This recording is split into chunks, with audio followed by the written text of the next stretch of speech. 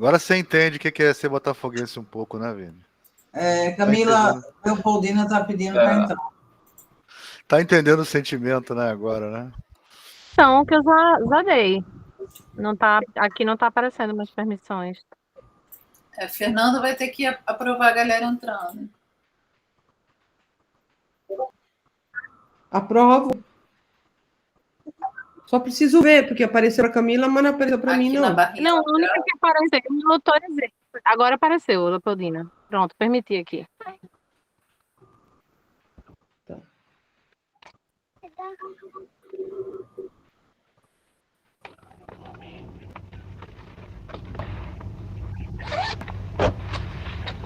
Pronto.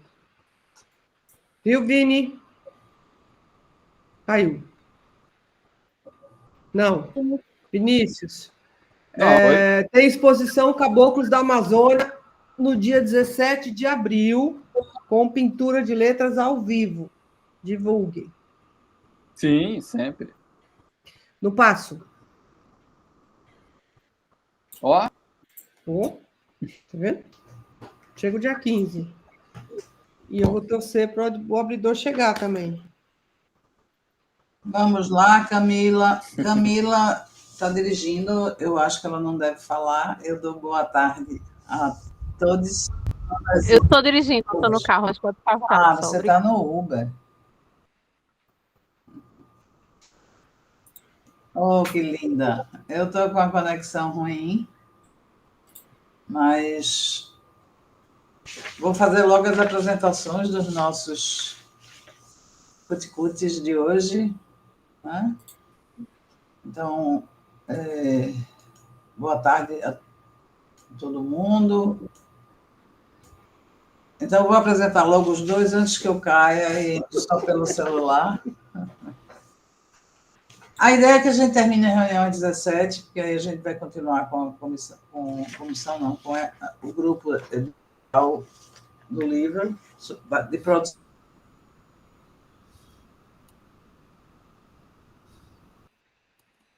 Acho que ela travou.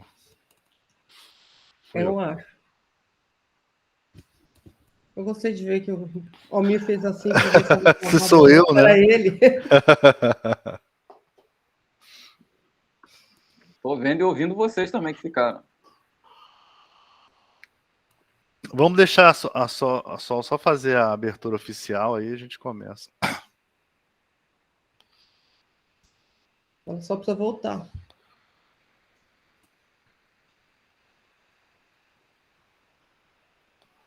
Camila tá mudo. Tá mudo. Vê quem tá aí.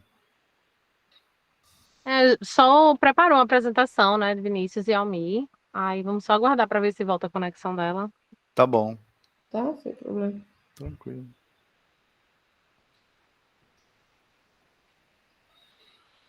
Tarcísio tá aí. Oi, Tarcísio. Letícia. Oi, gente, tudo bem? Tarcísio.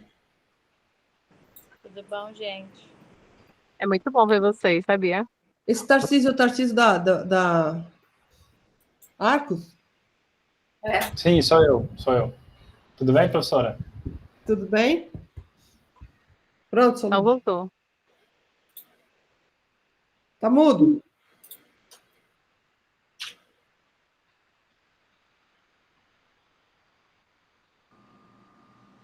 Voltei pelo celular, porque caiu a conexão geral aqui.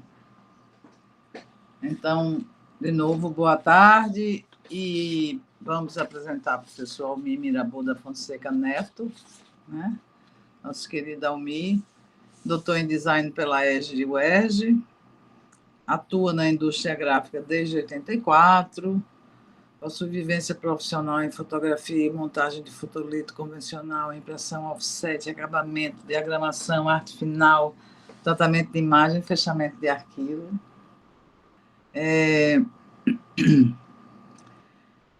Como pesquisador, ele trabalha nos temas de memória gráfica, da indústria gráfica brasileira, né? História social, história do design, história da tecnologia e design da informação. Almir é o coordenador do núcleo de extensão da EJUERJ e também do Design Gráfico do Instituto Europeu de Design. É o nosso presidente da SBDI, Sociedade Brasileira de Design da Informação, o primeiro do gênero.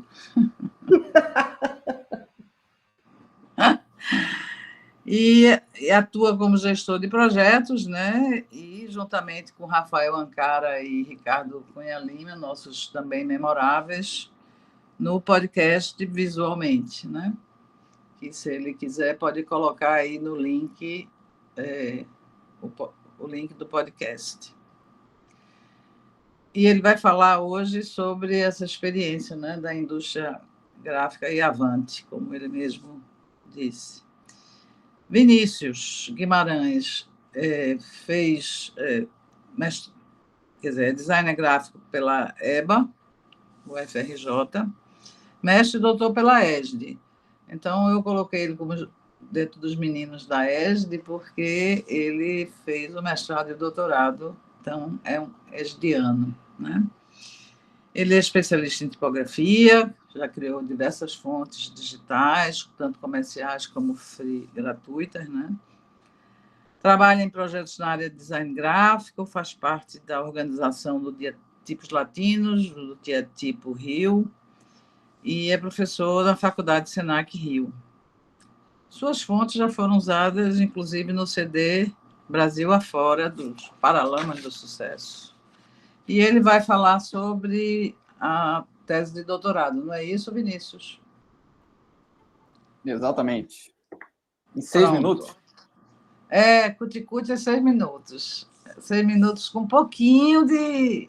6h20, 6h20, são 20 vezes. 6h40. 6h40, né? Tá bom, com a palavra Almi. Deixa eu compartilhar aqui. Peraí.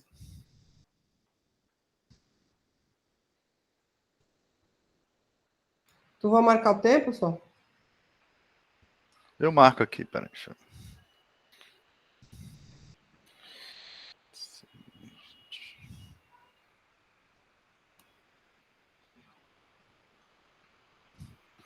Tá todo mundo enxergando aí? Todo mundo vendo? Sim, sim. Posso começar então, né? Obrigado pelo convite. Eu tive afastado dos memoráveis, mas agora eu estou chegando. Então é legal participar do Cuticute para que vocês me conheçam, né? Quem não conhece, conheça meu trabalho e tal. Eu estou usando muito essa citação do Guilherme, que foi meu orientador, da dona Fernanda, da Helena, né? Que é uma citação que está fazendo 20 anos, eu até falei dessa citação no CID, né? Onde ele fala que a nossa profissão, né, o nosso campo de atuação está sempre em resposta às necessidades dessas novas tecnologias, né, que são inerentes, né, à sociedade que a gente vive, né. E isso foi uma coisa que sempre me mobilizou muito. Eu sou filho filho e neto de dono de gráfica, pessoal que trabalhava nessa área, né. E quando eu fui fazer o meu mestrado, o Guilherme e a Ed me deram oportunidade para esse mão suja poder falar de tecnologia na academia, né? E das relações dela com design. Eu comecei com um trabalho no mestrado, que era sobre uma clicheria muito conhecida aqui no Rio, que era a clicheria Latmeyer, né? Essa aqui são os senhores que chegaram em 1923, austríacos, e trouxeram toda uma forma de trabalhar que eles aprenderam na Wiener Werkstatt, nas oficinas de Viena, né? Então eles tinham uma grande qualidade, eles trabalhavam numa revista que chamava Revista de Domingo do Jornal do Brasil, que era uma revista importante e tal. Fizeram muitos trabalhos e dominaram praticamente o mercado do Rio de Janeiro como uma clicheria mais influente até os anos 70, praticamente. Mudou de nome, tem várias histórias. Quem quiser depois entra e lê o meu mestrado lá. Mas o que eu achei interessante nisso, que era a minha hipótese na época, era como o design era condicionado pela tecnologia e como por vezes ele condicionava a tecnologia, ele conseguia subverter algumas questões tecnológicas. E para isso eu analisei os fluxos de trabalho dessa época e comparei com fluxos mais recentes, né? E aí, para mim, foi uma descoberta muito interessante notar que é esse diálogo, né? Que eu sempre achei que existia, mas eu nunca tinha deixado ele claro na minha cabeça, né? Depois eu fiz o mestrado sobre Orlando da Costa Ferreira. Eu me deparei com um corpus muito grande, né, de materiais e coisas que eu tinha que pesquisar. Vou falar de 2 aqui rapidamente. Um foram os diários, que eu, no desesperado em conseguir fazer uma análise sobre isso, né, que era super difícil de ler, e com muito conteúdo, eu comecei, inspirado por uma palestra que eu vi da Priscila, eu comecei a utilizar o Excel para achar algumas possibilidades, e eu criei uma maneira de catalogar o conteúdo no Excel por cores, e fiz uma planilha, então cada página aqui está numa linha e tal. Eu falei, pô, mas isso é muita informação, né? Mas eu continuei. Tirei minhas conclusões disso, e depois me deparei com um conteúdo maior ainda, que era uma discussão entre o Wilson Martins e o Orlando da Costa Ferreira, sobre o que é o livro, né? E sobre o que é a tipografia, e sobre o que é a indústria gráfica, que também era uma coisa super volumosa. Aí eu já apelei para utilizar programas, softwares específicos para análise de conteúdo, né? Para análise quantitativa e qualitativa de conteúdo. Eu digitalizei tudo, transcrevi, comecei a fazer uma análise heurística de conteúdo, onde eu identificava onde apareciam mais palavras, né? Aí onde o argumento ia para algum lado. Então, por exemplo, nessa tabela aqui eu identifico quando um está falando mal do outro e não falando mal do trabalho do outro, né, usando o argumento ad hominem. E por fim eu consegui contextualizar a diferença de discurso deles através de uma quantificação, onde ficava claro que, por exemplo, tipografia para o Wilson Martins era uma coisa totalmente diferente que era para o Orlando, né? Meu trabalho se baseou muito nisso, né, em tentar entender, mas ele é só assim encostei na superfície do que o Orlando fez, né? E agora? Eu continuo com o acervo do Orlando, que é um volume muito grande de coisas, que a gente pode chamar de Big Data, né? Quer dizer, Big Data é um conceito, um paradigma atual, que é trabalhar com grandes volumes de dados, né? Onde você estabelece uma relação entre volume, variedade e velocidade. Velocidade está resolvido, porque os computadores são muito rápidos, mas a questão do volume e variedade me chamou muita atenção, porque normalmente estudos de caso trabalham com variedades de objetos muito grandes, entrevistas, artefatos físicos, né? E uma variedade gigantesca de outras coisas. E isso foi somado ao volume. Eu falei, pô, quando é que eu posso juntar essas coisas? Né? Como é que eu posso começar a trabalhar com isso? E aí eu comecei a ser professor da FGV e trabalhar com design de informação, dando aula de design de informação na FGV e me aprofundando nisso, né? E hoje em dia, uma área que me interessa muito, que é um exemplo aqui ainda do meu trabalho com o Orlando, que eu não publiquei, né? Mas já conseguir fazer visualizações mais complexas em busca de insights, né? E de novas ideias, utilizando esses softwares. Por exemplo, aqui eu utilizei o Tableau, que é um software gratuito. Depois eu coloco até o link para vocês conhecerem. Helena também usou no doutorado dela, né? E agora? Bom, eu entrei para a pós-graduação, dou aula junto com a Helena, a gente é do mesmo departamento, né, e tal. A pós-graduação agora passou por uma reforma no mezanino, e a gente vai ter vários laboratórios multiusuários. Eu ganhei um projeto APQ1, que quando chegar o dinheiro eu pretendo fazer um laboratório de digitalização de acervo iconográfico,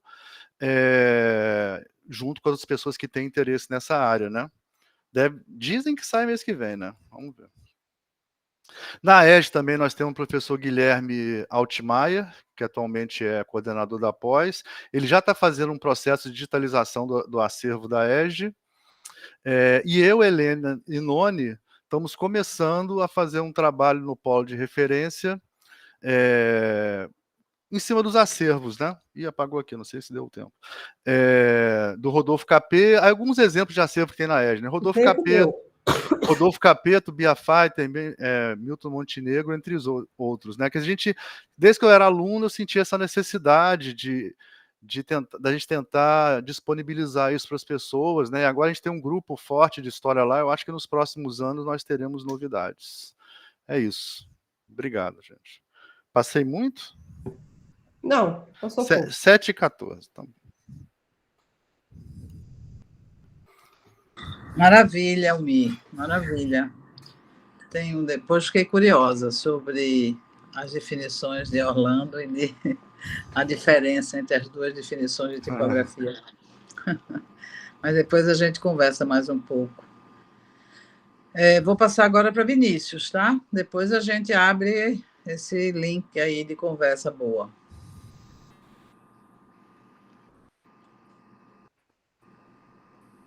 Ok. A Camila levantou a mão ou vai para depois? Não, desculpa, eu ia bater palminhas, aí sem querer, no celular, eu levantei a mão, mas eu queria bater palminhas. No celular eu também não achei palminhas, não. Desculpa, Vinícius, vai lá.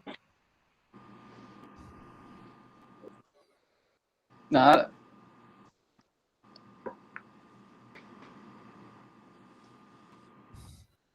Com todos vendo e ouvindo bem? Sim.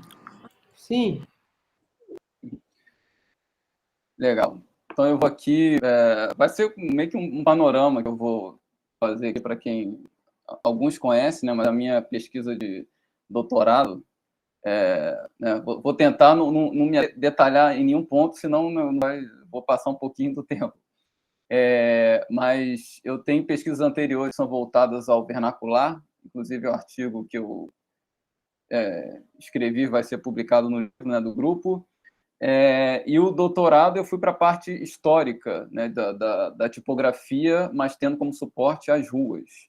A gente não está falando nem de impresso, nem de outra coisa, né? Então tem essa parte mais histórica, quem orientou foi o Washington, apresentei em 2021. A categoria que eu usei, muito por conta de o meu material ser fotografias históricas e não os artefatos em si, foi essa chamada letreiramento público, que vem da epigrafia. Eu vi que, comparando design gráfico com arquitetura e epigrafia, você não tem uma categoria muito clara. Essa aqui foi a que mais se adequou aos objetos que eu analisei. Então, né, está aqui o texto, mas se a gente for resumir, letras grandes que quantidades também grandes de pessoas conseguem ler ao mesmo tempo.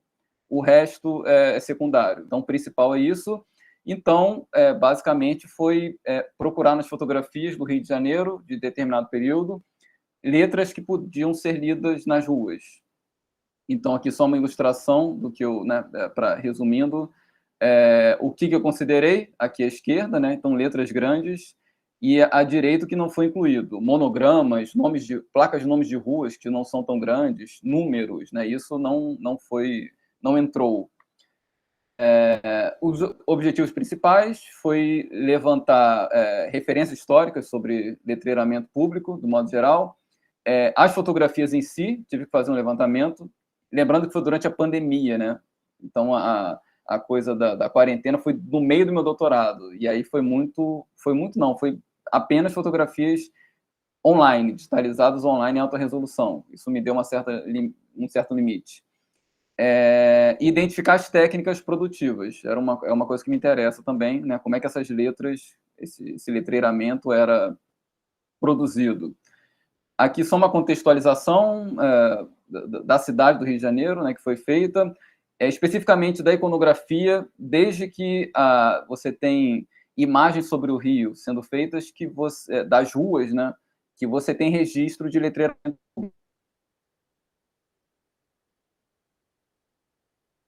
Barbeiro, né, e temos a plaquinha aqui do Barbeiro, para quem nunca tinha reparado nesse detalhe da imagem, que é famosa. Histórias em quadrinhos do Ângelo Agostini, tem lá letreiramentos, placas, né, sendo representadas, e fotografias em periódicos, do modo geral, também a gente tem lá fachada de loja. Nenhum desses foi meu objeto principal, mas deu para dar uma catalogada sobre isso também. Legislação, que é uma coisa que mais importante do que parece, mas textos também, desde o século XVII, que a gente tem alguma regra sobre essa coisa da ocupação urbana, né? Inclusive placas e outros tipos de letreiramento. Aqui só um detalhe de um texto do Jornal do Comércio de 1890, falando que desde que se retiraram as tabuletas, foi possível ver o céu na Rua do Ouvidor. E aí, juntando isso com as fotografias, Aliás, demorei para perceber que uma coisa estava atrelada à outra, mas isso aqui é Rodolfo Vidor, ali na virada do século, e a foto seguinte é praticamente igual do mesmo ponto de vista, mas reparem que ela é um pouco mais limpa. E então isso aqui está ilustrando o que essa lei que eu falei dizia, que é o que ele está chamando de tabuletas perpendiculares ao comércio. Então, aqui, repare que a gente tem, né, tem umas garrafas ali gigantes, tem umas coisas que sobre as cabeças das pessoas passaram a ser proibidas, e a foto, alguns anos depois, você tem uma grande diferença que é, né, dá para ver o céu.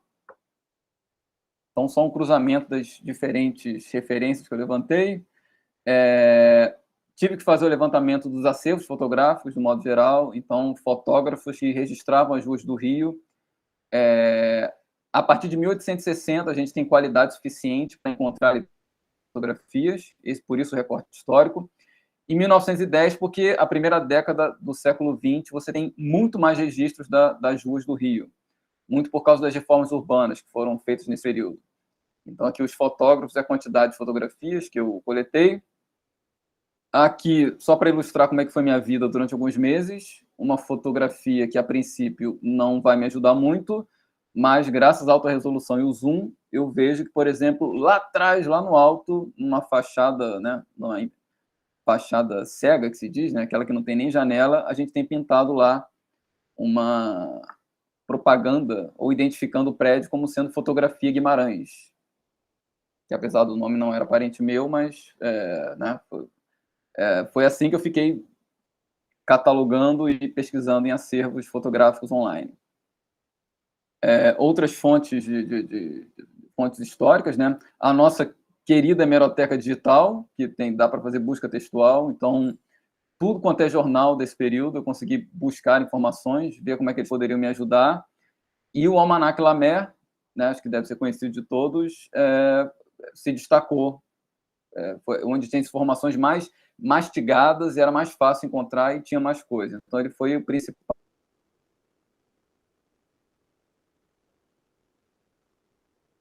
Outras coisas do período, publicações do período, manuais técnicos, diferentes técnicas produtivas de letreiramento, tinha os manuais voltados para isso, e catálogos também, catálogos mesmo de venda de letras, de ferramentas, de material.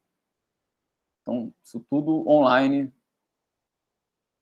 Aqui as técnicas produtivas que eu, a partir da consulta dessas diferentes referências, consegui identificar. Então, isso não foi só as fotografias, foi também o Almanac Lamer, outros periódicos, os livros, publicações. Cheguei a essas 4. Estuque, pedra, metal e pintura. Aqui a quantidade de cada. A pintura, de longe, é a mais importante. Aqui, só para ilustrar, né, um panorama. O estuque, para quem não conhece, é uma argamassa de revestimento, né, são as letras aplicadas diretamente na fachada, né, fazem parte da fachada dos prédios, em alto relevo ou baixo relevo. Pedra, a gente tem a escultura em pedra, que deve ser a mais tradicional de todas as técnicas, né? Temos lá desde a Antiguidade Clássica, mas no caso do Rio de Janeiro temos também as pedras portuguesas, né? Aquele calçamento com mosaicos, alguns têm as letras, foram considerados encontrados na fotografia também. Metal, que tem diferentes aplicações, esse aqui é o chamado produção a partir de moldes, molde descartável, se eu não me engano, né? É um molde que você usa uma vez só, você faz na areia. Cera perdida.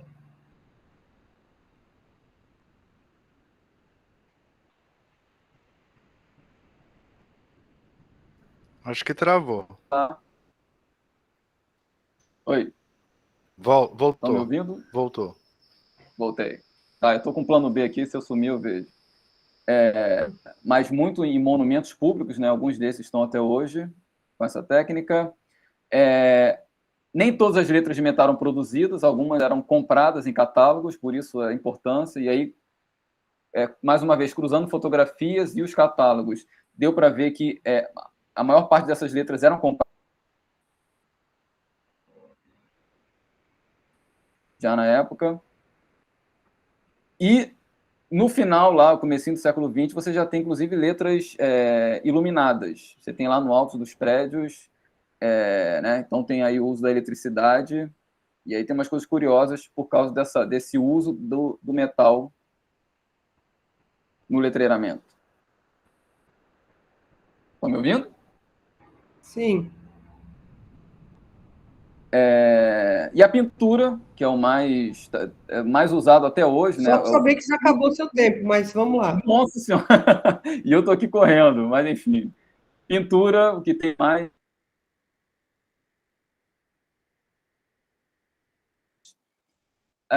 Os artefatos eu segui o que geralmente se faz nesse tipo de análise, né? Fiz aqui uma ficha catalográfica, que também daria ficar uma hora só falando dela. O modelo Dixon, que para quem pesquisa tipografia também é muito conhecido, mas com uma leve adaptação, porque as categorias da Dixon não se adequaram, ou melhor, do design de tipos, não se adequaram às fotografias que eu encontrei. Então, o que acabou se adequando mais, e aí foi um certo diferencial, foram categorias usadas pelos pintores de época. Eram uns dois ou três modelos que, com uma outra diferenciação, você criava uma nova categoria. A princípio era só para pintura, mas eu vi que isso era usado em outras técnicas também. Então, são essas 4 categorias aí, que eu chamei de bastão, que era um termo já usado na época. Aqui só a ilustração de uma, né? A partir das fotografias. Ainda bem que eu coloquei só uma para ilustrar. E essa ficha catalográfica faz com que você consiga retirar dados quantitativos, e aí tudo isso vira tabelas e números, em alguns casos infográficos. Aqui só um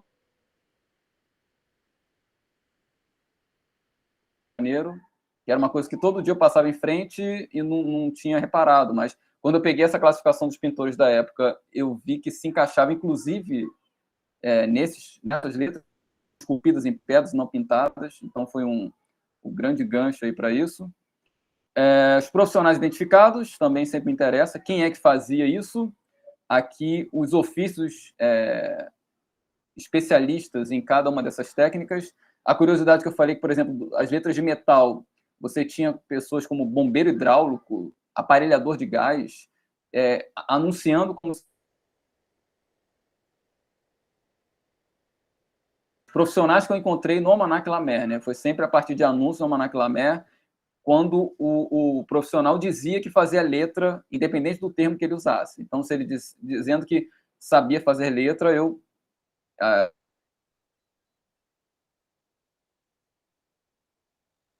fotos como esse pintor, o João Domingos da Cunha, mas aí, enfim, com outras fontes históricas, eu procurei levantar, inclusive, a vida pessoal desses profissionais, né?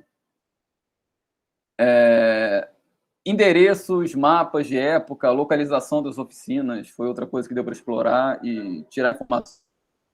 A ocupação da cidade, né, o crescimento da cidade nesse período. E aqui, fechando, só umas considerações rápidas, né? Eu esperava não conseguir tantas informações sobre letreiramento público e acabei conseguindo, né? Levantei a tese finalizada, construí um panorama estruturado do assunto. Essa metodologia de análise a partir de fotografia também tive que desenvolver, porque não é muito comum. Geralmente se analisa o artefato fisicamente. E a importância nessa coisa de pesquisando a história individual dos produtores, deu para ver a relevância dos imigrantes, né? A maior parte deles eram imigrantes que vieram e trouxeram as técnicas que conheciam das suas origens. A pintura de tabuletas era a única categoria específica disso. Os outros eram profissionais que faziam outras coisas e também letras. Os pintores, você tinha exclusivamente produtores disso. A coisa dos modelos, né, que eu já detalhei. E essa contexto da história, né, industrial, enfim, social do Rio de Janeiro. Aqui, eu brinco que eu teria que tatuar isso aqui salvou minha tese praticamente, porque se não fosse isso, eu não conseguiria consultar presencialmente os acervos. Então, Biblioteca Nacional, Internet Archive, Imagine Rio, Family Search, isso tudo aqui foi o que possibilitou eu finalizar. Aqui os filhotes da tese, né, tem 2 artigos.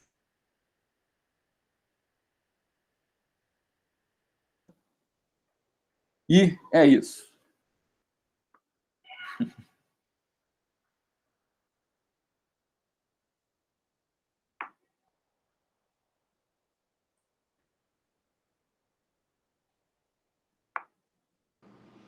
Obrigada, Vinícius. Que maravilha de documentação, né? Parabéns, Priscila, nossa aniversariante do dia, que está aqui hoje conosco. Parabéns. Que maravilha.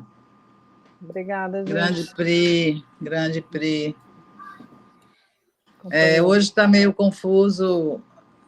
Eu estou pelo celular, Camila também. Estou sem internet, já caiu várias vezes. Mas que trabalho rico, lindo, hein? Que é essa grande diferença, né? Que a gente trabalha com o artefato que está na rua, a gente está, né, trabalhando em cima da materialidade dele, né? E você teve que fazer uma pesquisa toda em acervo e fotográfico, que é uma outra possibilidade, né? Muito interessante. Mas vamos lá, está aberta as perguntas. Eu fiz uma para o Almir, eu gostaria que ele respondesse. Peraí. A diferença, né, do Wilson. O Wilson Martins é um grande especialista da intelectualidade brasileira. Deixa eu passar vocês para cá, para não ficar olhando de lá. E o Orlando da Costa Ferreira, ele era um bibliófilo, né? Ele participou do gráfico amador, ele era um dos mãos sujas, né? Então eles tinham uma visão diferente do livro. Em geral, se eu fosse falar em geral, o Wilson tinha uma visão muito mais de conteudista, do conteúdo do livro, né? Enquanto o Orlando conseguia trabalhar a forma, né? Que é o que interessa muito mais para a gente. E aí o que eu achei de interessante, que definia muito os dois, é que para o Orlando era muito claro quando ele estava falando de tipografia, processo de impressão, ou de tipografia, oficina tipográfica, ou de tipografia, desenho de tipos, ou de tipografia, área de estudo, né? Enquanto o Wilson Martins usava esse termo de maneira mais solta, às vezes ele usava de maneira imprecisa, né? Então o Orlando tinha a visão mais clara da tecnologia e dessas acepções que a palavra tipografia tem, que hoje em dia não tem nem mais esse mesmo sentido, né? Mas assim, para o civil mediano, né, tipografia é só o desenho do tipo. Ninguém associa tipografia com uma oficina tipográfica mais, né? Mas pra gente, né, Solange, a gente chamava muito de...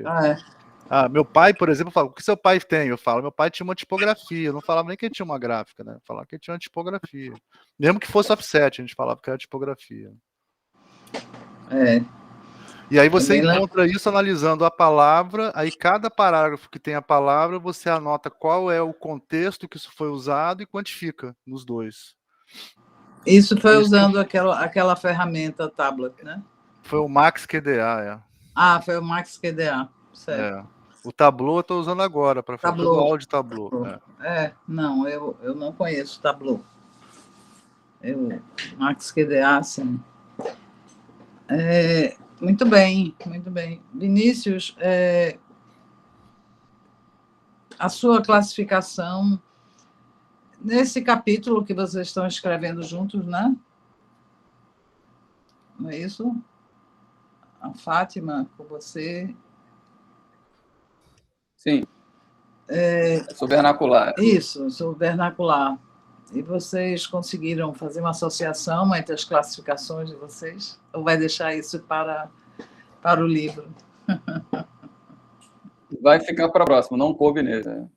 Esse, não sei, o que a gente fez basicamente é que foi assim, a ideia foi que nós três fizemos um mestrado num período relativamente próximo e cada um sobre o mesmo tema, né, tipografia vernacular, mas cada um numa cidade, né? Então a gente tem Recife, Rio e Belo Horizonte.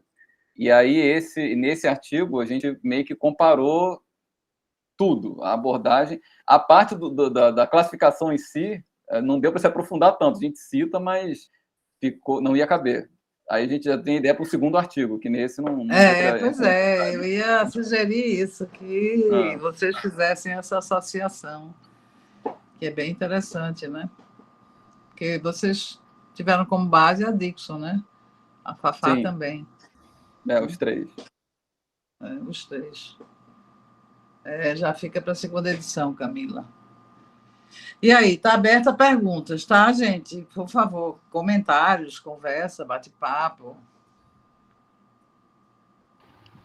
Ai, gente, eu não sei se é necessariamente uma pergunta, um comentário, eu acho, sobre o que o Almir falou agora nesse comentário dele, sobre pegar as palavras do parágrafo. Eu não gravei exatamente como, mas essa maneira de olhar... É uma metodologia da Bardan, análise de conteúdo, que eu não quis ficar falando muito de metodologia, senão não dava tempo para falar, né? Mas é a metodologia heurística da Bardan, de análise de conteúdo. Eu ia comentar que isso tem uma super relação com o conteúdo do livro da primeira edição, né? Que de cada um de uma forma, mas mostrando diferentes perspectivas, assim, diferentes formas de olhar para a memória, usando metodologias que nem sempre foram inicialmente concebidas para aplicar pesquisas com objetos que a gente olha, né? Mas eu achei incrível, assim, a ideia de trazer uma metodologia que olha para as palavras e que acaba tendo um resultado visual também muito interessante, né? E o de Vinícius, eu fiquei aqui babando. As duas, né? Incrível, assim, como vocês têm uma habilidade aí de acervo, e eu me lembrei também das coisas de Helena, de registro, a digitalização, que a Almir falou. Essa parte de registro é muito relevante do que vocês apresentaram. Fico tão feliz de vocês estarem aqui com a gente no grupo. Esse grupo é muito potente. Metodologias incríveis e formatos os mais diversos. É o que tem nos alimentado, né, minha gente? Sinceramente, assim...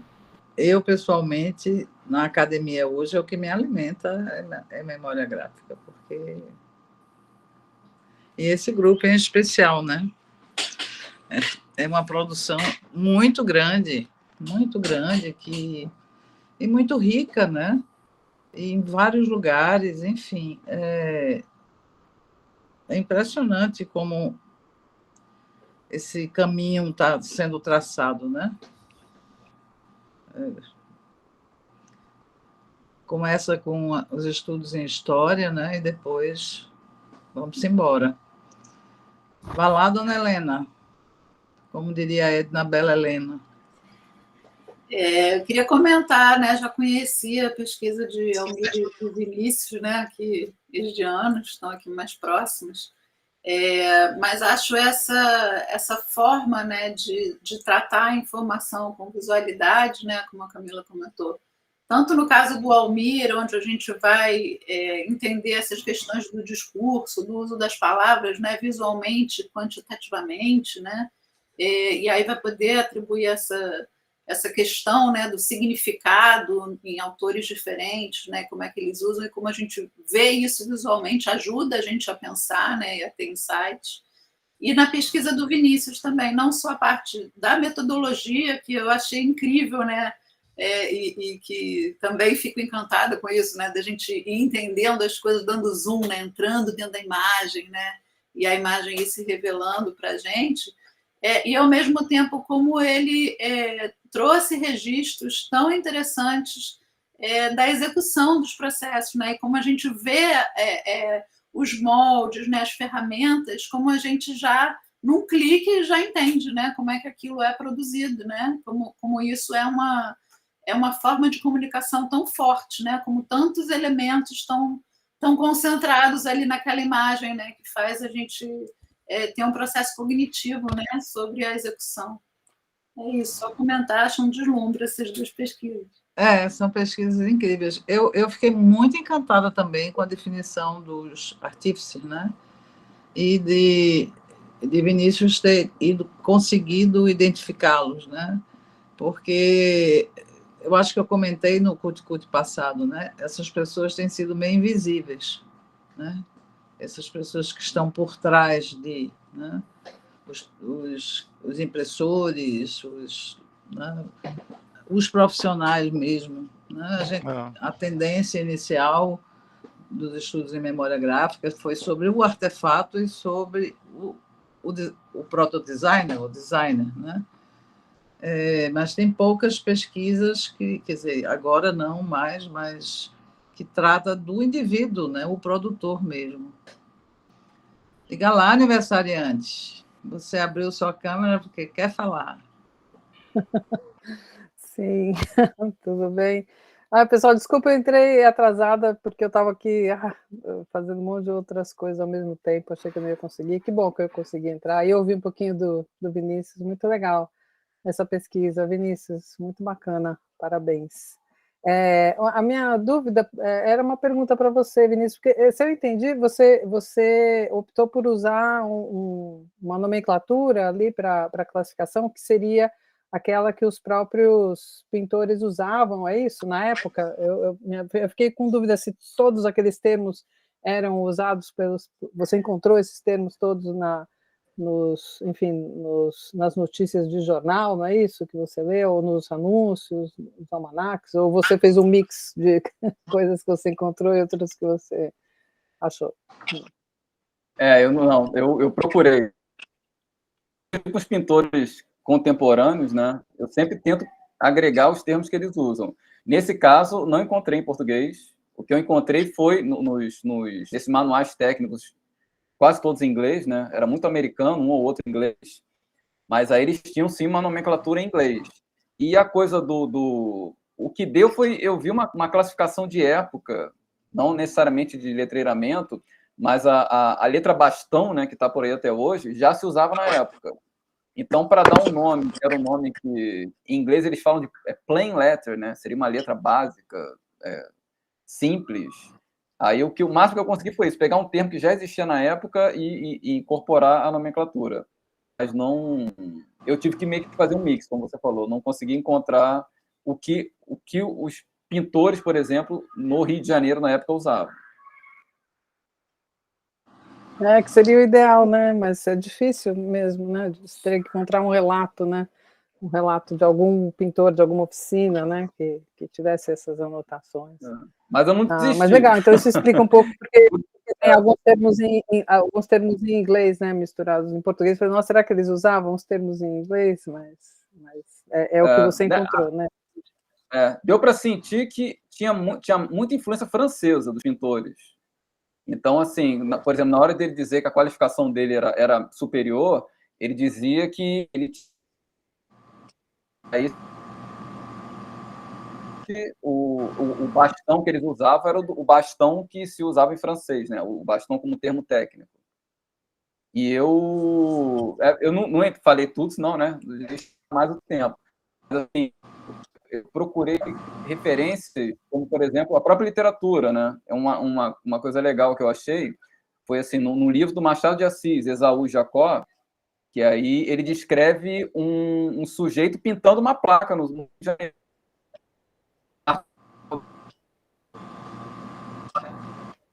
Eu não sei se todo mundo lembra da história, mas é na virada do Império para a República, e aí o pintor, a encomenda era escrever imperial.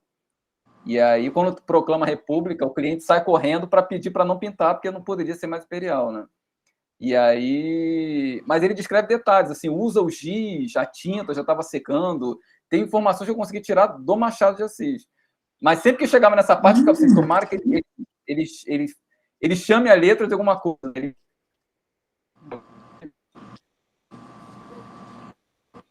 É só para saber com essa coisa de buscar referências históricas, né? Às vezes a resposta está num tipo de fonte que você não esperava.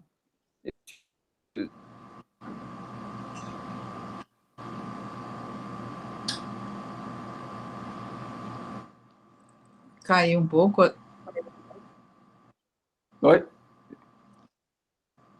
Estou ouvindo. Tá. Então fui eu que perdi aqui um pouco da fala de Vinícius final. Também, eu não Tá vi, cortou alguns trechos. Um pouquinho. Está mais estável agora? Vinícius, você ainda está conectado na apresentação? Você está 2 vezes. Será que isso está atrapalhando? Não, eu estou com 2 diferentes. Não, são 2 redes diferentes. Tá. Internet ruim mesmo. Ele está... Preveniu-se. Eu estava, ultimamente, né, orientando a TCC, que acabou agora, que ela fez a pesquisa sobre a ilha de Tamaracá, e aí um pintor letrista disse, essa letra é balanceada. E, a partir daí, todos os outros pintores letristas entrevistados, inclusive uma mulher, viu, Fernanda? Achamos uma mulher. Achou uma mulher? Isso, uma abridora de letra em Itamaracá. Elas diziam, é letra balanceada de fulaninho, é a letra balanceada. Quer dizer, ele, né, assim como os langanhos, né, que são aqueles desenhos nas pontas do barco. Então, é um TCC muito interessante, porque ela aprofundou-se, ela mora na ilha, né, então ela ficou lá e entrevistou alguns letristas, mas eu achei muito interessante a nomenclatura da letra balanceada, que é aquela que faz uma certa curva, que ele diz que se inspirou no próprio mar, né, para fazer a letra balanceada. Olha que só. bem interessante, bem interessante. Depois eu compartilho com vocês o TCC de Lili Nascimento. Igual rabo de peixe. Isso, igual a rabo de peixe, é fantástico. Os seus abridores de letras aí. Tem uns nomes ótimos. Eu achei muito interessante essa tentativa dessa classificação de um período que, né, não, que a gente não tem muitas informações no Brasil, né? E você ter conseguido chegar, né, pela publicidade, pelos jornais, enfim, nas atividades, né, como eram chamadas, nas técnicas, né, empregadas, e também nessa tentativa de fazer uma classificação. Por isso que eu fiquei curiosa em saber se vocês teriam. Já fica aí, viu, a dica para o próximo livro. Vocês três se reunirem para tentar ver se essa classificação conversa, dialoga. Né? A classificação dos letreiramentos, né, em si. Mas é muito legal. E você chamou epígrafe, foi? Foi isso? Eu perdi um pouco também do início, estava meio... Para mim, eu acho que na minha troca de computador para celular. Foi isso que eu entendi? Não, a epigrafia, assim, posso dizer, das áreas de conhecimento, tá. foi design, né? Arquitetura, eu também consultei para ver se tratava dessas letras de alguma maneira, e a epigrafia também. Aí a definição que eu usei que tem origem no epigrafia, a definição de letreiramento público, né? Public lettering. Certo. Agora eu entendi, é porque eu, nessa desconexão de um para outro, eu perdi um pouco da sua fala inicial, que é um campo também muito interessante, né? Fiquei com vontade, né, de ler a tese agora, toda. Eu tinha visto os artigos, mas não está online ainda não, em breve. Vai para o repositório da ESD. Não. Tá, quando ela estiver lá, você avisa. Hoje em dia vai inteira. A nossa época ia em pedacinho, né? Hoje em dia vai inteira. BDTD, Banco de Teses e Dissertações. Digital. Então, Vinícius, quando você subir lá no repositório da ESD, avisa para a gente aqui no grupo. Pode deixar. Eu conhecia seu artigo. Para colocar no balaio também, né, Sol? Isso, também. E aí, mais algumas questões? Eu levantei a mão. Almi, eu queria lhe parabenizar também. Eu só queria parabenizar o Almi, porque ele foi genial no vídeo, no documentário sobre o gráfico amador. Obrigado. Suas ponderações foram excelentes. Foram mesmo. Uma questão também que eu acho que vai ser... Que é o que acho que a Helena puxou um pouco isso, né? Que relaciona muito a memória gráfica com a SBDI, né? Eu acho que meu trabalho tem um pouco... Deixa isso claro, né? Como que o design... Que foi o que a Helena acabou de falar, só estou reiterando a importância, é que como que a visualização, né? E até falei, Priscila, você não estava aqui na hora, mas a primeira vez que eu vi foi um trabalho que você apresentou lá em Fortaleza, que vocês fizeram um lance com Excel, e depois você fez um mapa, né? Um trabalho que você apresentou. Natal. Natal. Desculpa, em Natal. E aí, foi que deu o start de eu começar a usar ferramentas de visualização, né, para conseguir trabalhar com grande volume de dados, assim, foi naquela apresentação sua, assim. E eu acho que vai ser uma cada dia que passa um caminho mais sem volta, porque, por exemplo, se quiser descobrir, sei lá, vou dar um exemplo, na FGV, onde eu dou aula também, eu sou professor convidado, o pessoal de história, eles já transcreveram todas aquelas entrevistas que foram feitas, né? E eles trabalham o texto com visualização de dados para achar essas relações e ter insight. E, na verdade, todo o dinheiro do mundo hoje em dia, todas as decisões são feitas com insights em cima de visualização de dados, chama Business Intelligence, né?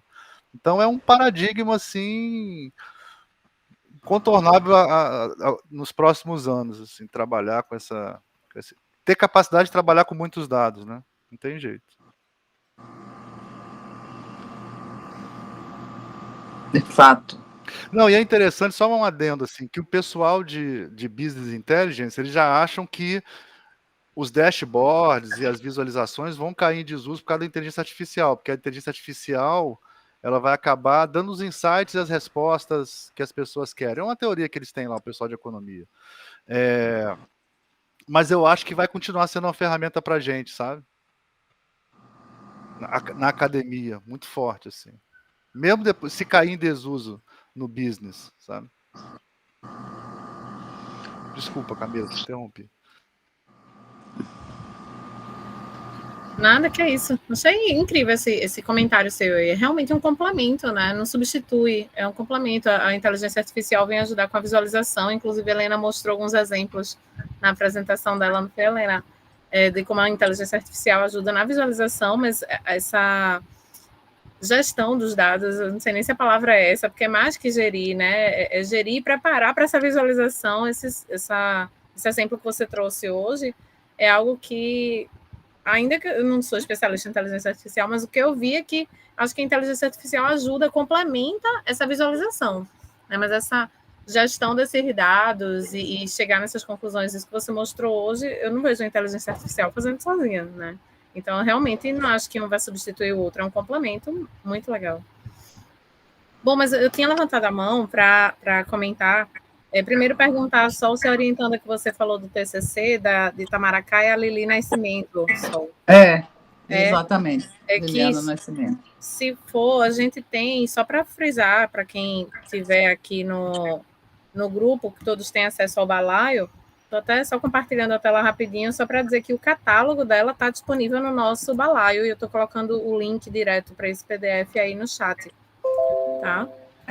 O catálogo foi resultado de uma disciplina, né? E agora ela fez o produto livro. Que legal. Quer dizer, com o TCC ela fez o livro, e com esse projeto do livro ela mandou... foi enviado para a Lei de Incentivo à Cultura aqui e foi aprovado, né? Então, só não sei se ela vai conseguir produzir. Se nós vamos, né? Porque eu estou na equipe com ela, com um recurso que a gente ainda não sabe qual é. A UMI não sabe quando chega, e eu não sei nem qual é o recurso. Se vai dar para publicar, de fato, o projeto gráfico está todo pronto, o texto, tudo. Ela fez uma imersão pelas buscadas da ilha de Itamaracá, né? Porque a motivação dos barcos serem pintados são as buscadas religiosas, né? São várias. Então, tem várias por ano, então aí os letristas têm muito trabalho, né? Os donos dos barcos querem seus barcos pintados e querem cada um... Ela se inspirou muito no Abridores de Letras e também no livro da Fernanda, obviamente. Mas o primeiro contato dela foi com Abridores de Letras. E depois, sim, com... Isso já é o TCC? Não, né, Camila? Não, é o catálogo que está... É. O catálogo. O projeto Foi a do livro... balanceada, Solange? Ah, Camila passou muito rápido. É, a balanceada é de mestre Tuca. Desculpa, peraí. É de Tuca. Quer que compartilhe de novo? Sim, se você puder. Eu estava passando só porque, como você comentou, eu disse, a gente tem o catálogo dela no nosso balaio, né? Foi mais para ilustrar. Quando é o mestre Tuca. Os langanhos são esses... Para aí um pouquinho, volta um pouquinho. Os langanhos são esses desenhinhos no final do barco ou na frente. Né? Que tem sempre um círculo também, que é uma característica desse pintor letrista chamado Tuca, que fez a letra balanceada. Deixa eu ver. Olha aí, essa da ilha. Essa aí que é balanceada? Ah, tá. Que ele chama não, a ilha inteira diz, era a letra balanceada de Tuca. De Tuca, né? Já tenho... Olha aí, Itamaracá. Eu acabei ela entrou no mar, ele estava pintando um barco, ela conversou com ele dentro d'água, fotografou. É muito interessante o projeto dela. Muito imersivo, né? Eu acabei compartilhando aqui para lembrar, né, que a gente tem esse material da Lili Nascimento, Orientando de Sol, no balaio, e compartilhei o link aí no chat para quem quiser depois olhar com mais calma, né? E sobre essa questão da visualização... Vinícius pode já compartilhar o dele. Né? Que tal, Vinícius? Saltadora com essa tese. Não, eu tô também. Fica aí a provocação. Deixa, tem que botar o meu aqui. Vamos lá, Esdi, vamos lá, bota logo, disponibiliza. E a gente ainda vai ver assim, outras reuniões, só para adiantar um pouco, até aproveitar que a Helena está aqui, a gente pretende depois interagir. Eu vou comentar agora, Helena, porque acho que tem tudo a ver com o que a Almi mostrou, Vinícius, né? Eu, Helena e Letícia temos conversado um pouco a respeito no grupo de interesse especial de memória gráfica, né? Que foi uma proposta de Carla no CID. E aí ainda estamos engateando, mas a gente pensa em muitas interações possíveis do nosso grupo de pesquisa com as discussões, né, do grupo de interesse especial, o SIG, e a gente tem refletido sobre as questões do design da informação e da memória gráfica, alguns usos enquanto ferramenta, enquanto objeto de estudo, em vários posicionamentos que a gente observa a memória e o design da informação. E estamos tentando escrever algo a respeito, e a gente pretende depois, quando a gente for passando os cut-cuts e conhecendo essas pesquisas, né, depois eu vou ver com o Sol, com o Rô, com o Ricardo, como a gente consegue, de repente, encaixar em algumas das nossas reuniões essas discussões, né? Eu comentei aqui só para dizer que está aquecida, assim, uma discussão sobre que os trabalhos de vocês têm tudo a ver, como exemplos do que a gente tem conversado, e a gente pretende expandir essa conversa, trazendo para o grupo, conversando, e depois eu vejo com o Sol e Rô uma reunião, de repente, para a gente conversar. Tem algumas questões que interagem com o grupo de visualização de dados, né? O SIG de visualização de dados, assim. Meu medo, meu receio, que Edna externou também, é que se não dialoguem, né? Os SIGs. Aos grupos, né? Que comece a compartimentar tanto que a gente deixe de dialogar. Então, eu gostaria sempre de estar dialogando com os outros SIGs, porque eu acho que tem várias interfaces, né? Importantíssimo, porque exatamente, a gente vai vendo como um entra dentro do outro, né? Vai vendo essas fronteiras que são permeáveis, né? E um colabora com o outro também, para a gente entender as questões. De repente, convidar o pessoal do grupo de interesse especial de visualização de dados para conversar a respeito, né? Ver como eles se posicionam nessas reflexões. É interessante. Eu continuo assim. Eu acho que a academia, o grande erro é a compartimentação, né, em disciplinas, tantas caixinhas e a gente vê o quanto elas foram nocivas, né? Que hoje a gente interage com tantas áreas do conhecimento, né, de gestão, da informação, né? O mundo hoje é todo né? Não tem mais essas fronteiras, e a academia ainda é cheia de fronteiras, né? Então, eu sempre me preocupei muito com isso. Eu sempre disse que, na minha cabeça, a universidade devia ser assim. Esse prédio aqui trata do problema de saúde pública. Esse outro prédio aqui trata, sabe, dos problemas de meio ambiente. E, em vez de ter um centro de ciência jurídica, um centro de ciência não sei das quantas, sabe, microcompartimentações dentro dos seus departamentos, enfim. Então, essa universidade de hoje, eu acho que ela não atende mais a nossa sociedade, sabe? E aí, minha preocupação fica aí para o presidente da SBDI, de não deixar que isso aconteça, né? Que a gente faça mais compartimentação em vez de interagir mais, né?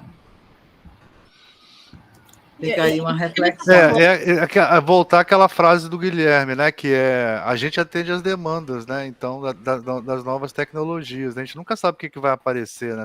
Ser generalista é uma força nossa, né? Sem dúvida, né? Pois é.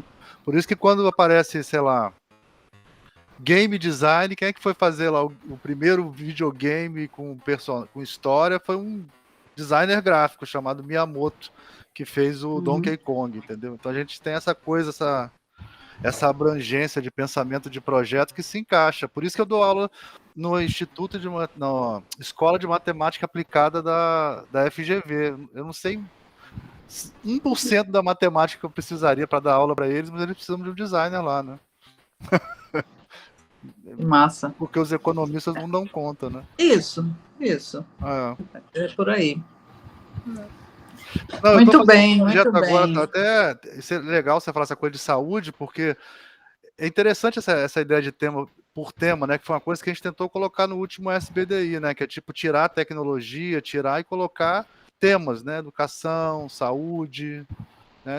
Dependendo da abordagem, você tem um objeto, né? Não sei, eu gosto dessa visão também. Mas eu acho que o SIG, ele tem como... Ele tem uma perspectiva de mobilização que eu acho interessante, entendeu? Mobiliza. Não, isso eu concordei, porque é uma forma de não ficar só nos CIDs, né? Ter um movimento entre CIDs, né? Mas, assim, também uma preocupação. Isso, usar com sabedoria. E... Acho que tem um caráter formativo que é importante também, né? Que a gente vê muita confusão ainda, né? No CID, né, sobre o que é o design da informação, ou às vezes não se preocupar tanto. Eu acho que a gente trazer essa questão para a discussão, né, mostrar como essas pesquisas trabalham com essas questões, abre possibilidades, né, para quem está chegando aí, para os novos pesquisadores, né, para enxergar abordagens na pesquisa, né, e se conectar com isso de uma forma mais... Quando a gente foi avaliar, Helena, você não estava na época, mas acho que até te contei essa história já. Quando a gente foi avaliar os trabalhos de tecnologia do CID anterior, de Curitiba, 85% dos trabalhos não falavam de design de informação. Coisa assim, gigantesca, tanto que a gente foi um dos motivos da gente tirar esse eixo, porque se o SIG atingir esse objetivo que a Helena falou agora, já valeu para mim. Assim, eu acho que... Pois é. Não, eu acho que né, a gente está lidando aqui com um grupo grande, tem várias pesquisas, né, como as de vocês, que trabalham, não é, com essa fronteira, com esse interesse. Tem outras que não, vão trabalhar, né, mais com as questões de história mesmo, né, pesquisas com outro caráter. Se a gente conseguir direcionar, né, e fazer com que as pessoas vejam essa possibilidade, já acho que é muito bacana. Agora, eu acho também que, não é porque é filho meu só, mas as conversações que fizeram nascer o Memoráveis, de certa maneira, né, que foi no PID, também é um formato interessante, que aí esse formato expandido, onde as pessoas se reúnem, né, para conversar sobre temas. Acho que foi um grupo da Priscila que encadeou isso, não foi, Priscila? No Conversações, eu não me lembro. Eu estava num grupo com a Edna e a Jade de tipografia, a Fernanda também participou. Bom, acho que várias pessoas daqui. Que aí tinha essa coisa, cada um falava do tema que mais lhe interessava naquele momento e ficava gerando ideias, né?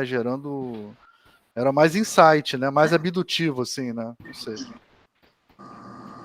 Essa fala de Sol sobre não dividir, né, não compartimentar tanto, é uma das perspectivas principais do nosso grupo de pesquisa, né? Acho que é o que nos dá vontade, inclusive, de continuar observando e pesquisando juntos, entendendo a pesquisa um do outro aqui, que não tem nem, o grupo não tem um foco em design da informação, um foco numa caixinha específica, né? A gente tá para se conhecer e ver diversas perspectivas e ver as relações entre a maneira como cada um olha, seja para os atores, seja para os objetos, seja para a memória, seja para as imagens, né?